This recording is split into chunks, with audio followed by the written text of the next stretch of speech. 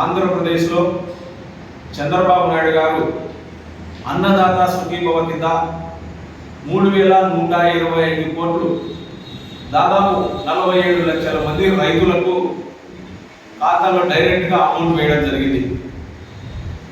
అదేవిధంగా కడప జిల్లాలో 2,15,000 మంది అన్నదాత సుఖీభవ కింద లబ్ధి చేకూరడం జరిగింది 145 కోట్లతో.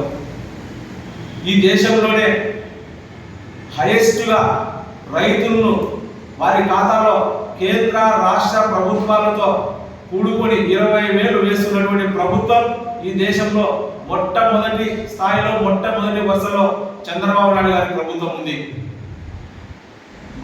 మన రాష్ట్రం ఆర్థిక ఇబ్బందుల్లో ఉన్నప్పటికీ పూర్తి స్థాయిలో రైతాంగాన్ని ఆదుకోవాలని చెప్పేసి ఎప్పటి నుంచో కృషి చేస్తున్నటువంటి వ్యక్తి మన చంద్రబాబు నాయుడు గారు. ఒకసారి తెలంగాణలో ధనిక రాష్ట్రం, అక్కడ కూడా మనకంటే దాదాపు 4,000 రూపాయలు తక్కువగా ఇస్తూ ఉన్నారు. అదేవిధంగా తమిళనాడులో కూడా రైతులకు రుణమాఫీ చేస్తాను తప్ప నగదు వాళ్ళ ఖాతాలో చేయడం లేదు.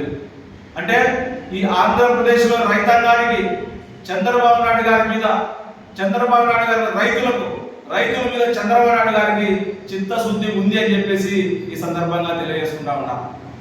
ఒకసారి మీరు గత ప్రభుత్వం ఆలోచన చేస్తే రైతులను మోసం చేసే పరిస్థితి వైసీపీ ఉంది. 12,500 రూపాయలు మేము ఇస్తామని చెప్పి కేవలం 7,500 మాత్రమే ఇవ్వడం జరిగింది.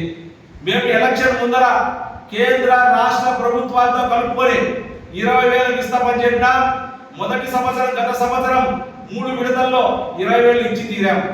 ఇప్పుడు రెండో సంవత్సరం 47 లక్షల మందికి డైరెక్ట్ గా వారి ఖాతాలో వేయడం జరిగింది. మీరు ఒకసారి ఆలోచన చేయాలి. ఆంధ్రప్రదేశ్ ప్రజలు అనునిత్యం చంద్రబాబు నాయుడు గారు రైతాంగం కోసం కష్టపడతా ఉన్నారు. ఒకప్పుడు రైతాంగం తీవ్రమైనటువంటి నష్టాల్లో ఉంటే ఏ విధంగా వాళ్ళను బయటికి తీసుకొని రావాలని ఆలోచన చేసి ఐటీ రంగాన్ని నుంచి వ్యవసాయ రంగానికి కనెక్షన్ పెట్టినటువంటి వ్యక్తి ఎవరైతే రైతులు ఉన్నారో, రైతుల పిల్లలు చదువుకొని బీటెక్ చదువుకొని వాళ్లకు ఉన్న పరంగా ఉద్యోగాలు వచ్చే విధంగా తయారు చేసినటువంటి వ్యక్తి చంద్రబాబు నాయుడు గారు. ఈ దేశంలో సేంద్రియ రైతు వ్యవసాయం 20 లక్షల రైతులు 20 లక్షల ఎకరాలు చేస్తా ఉన్నారు. ప్రపంచంలోనే ఆంధ్రప్రదేశ్ మన రాష్ట్రం మొదటి రాష్ట్రం, ఇది ఎక్కడా లేదు. ఆ విధంగా గుడికి అడుగులు వేస్తా ఉన్నాం. విత్తనాల కానించి మార్కెట్ వరకు తెలుగుదేశం ప్రభుత్వంలో పూర్తి స్థాయిలో రైతులను ఆదుకుంటా ఉన్నాం. వారికి ఏ కష్టం వచ్చినప్పటికీ కలెక్టర్ల ద్వారా, వ్యవసాయ మంత్రి ద్వారా, ముఖ్యమంత్రి ద్వారా ఏదో ఒక పద్ధతిలో వాళ్ళను సమస్యలు పరిష్కారం చెప్పి వాళ్ళకు పూర్తి స్థాయిలో అండగా ఉన్నాం. రైతులారా, ఇది రైతుల ప్రభుత్వం. ఏదైతే వైసీపీ ఉందో వైసీపీకి రైతులంటే చిత్తశుద్ధి లేదు. ఈ రాష్ట్రంలో ఏదో ఒక లజడి సృష్టించాలా, దాని మూలంగా లబ్ధి పొందాలని చూస్తా ఉంది.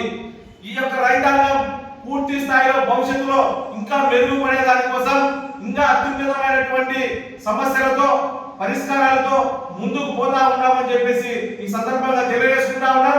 ఏదైతే ఈ రాష్ట్రంలో ప్రాజెక్టులు ఉన్నాయో సత్వర పరిష్కారం కింద 2027 కల్లా పోలవరాన్ని పూర్తి చేసి మిగతా ప్రాజెక్టులకు అనుసంధానం ఇచ్చి 50 లక్షల ఎకరాలు నీరు పారే విధంగా రైతుల వినియోగంలోకి వచ్చే విధంగా ఈ ప్రభుత్వం చేపడతా ఉంది. ఇది రైతు ప్రభుత్వం, రైతు కూలీల ప్రభుత్వం, పేదవారి ప్రభుత్వం. ఎవరైతే నిరుద్యోగం ఉన్నారో నిరుద్యోగులకు ఉద్యోగం కల్పించే విధంగా ఈ ప్రభుత్వం పోతా ఉంది. అన్ని రకాలుగా ముందుకు పోతా ఉందని చెప్పి ఈ సందర్భంగా తెలియజేసుకున్నాను. ఈ సందర్భంగా చంద్రబాబు నాయుడు గారికి మేము కృతజ్ఞతలు తెలియజేస్తా ఉన్నాం. ఆంధ్రప్రదేశ్ రైతాంగం తరఫున, మరి ముఖ్యంగా కడప జిల్లా రైతుల తరఫున మేము కృతజ్ఞతలు ధన్యవాదాలు తెలియజేసుకుంటా ఉన్నాం.